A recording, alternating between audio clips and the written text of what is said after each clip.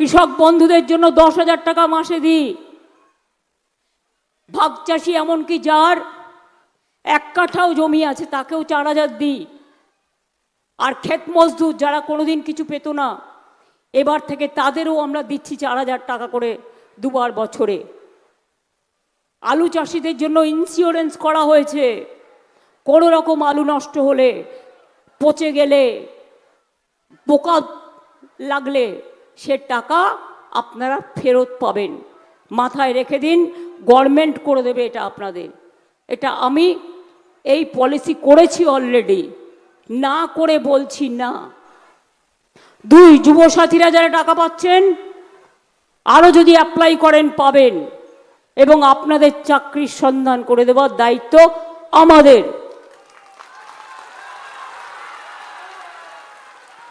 3 নম্বর, এখনো যাদের কাঁচা বাড়ি আছে সব কাঁচা বাড়ি আমরা 1,30,00,000 করেছি, কেন্দ্র সব টাকা বন্ধ করে দিয়েছে। আগামী দিন সবার পাকা বাড়ি করে দেব। আমি বললে কথা রাখি। আগেরবার বলেছিলাম লক্ষ্মীর ভাণ্ডার, স্বাস্থ্যসাথী, দুয়ারে সরকার, স্মার্ট কার্ড সব কিন্তু করে দিয়েছি।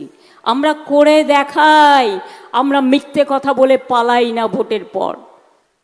কৃষকদের জন্য আলাদা বাজেট হবে। আমি আলু চাষিদের জন্য আরও ভাবনা চিন্তা করব যাতে তাদের জীবন প্রোটেক্টেড হয়।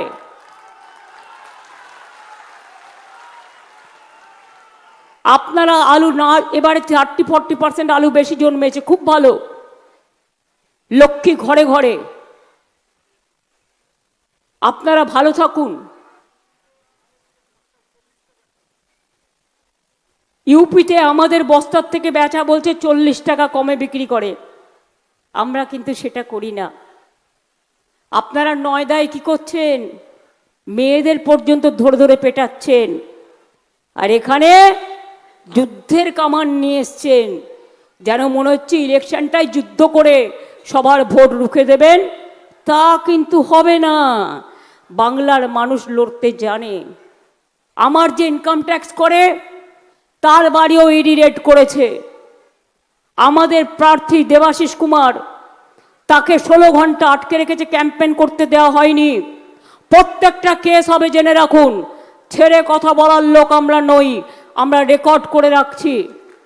তারপর আমার যে সিকিউরিটি দেখে তার বাড়িও সকাল থেকে রেড করছেন।